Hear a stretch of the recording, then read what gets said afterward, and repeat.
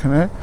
Hello everyone, আমরা চলে আসছি আজকে শ্রীপুরে সেই ভাইরাল ওয়াতাদিঘি পার, যেখানে মানে হাজার হাজার মানুষ ঠেলি ঘুরতে আসে আমাদের শ্রীপুরের এই ঝালটক রেস্টুরেন্ট।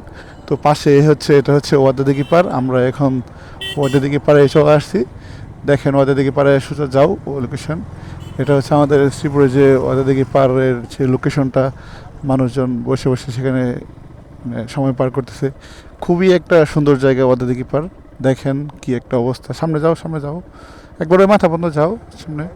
ওয়াতাদিঘি পাড়ে যে জায়গাটা দেখেন, বাইকাররা, রাইডাররা সকলে এখানে আসলে চলে আসছে ঘোরার জন্য। কি একটা জায়গা দেখেন।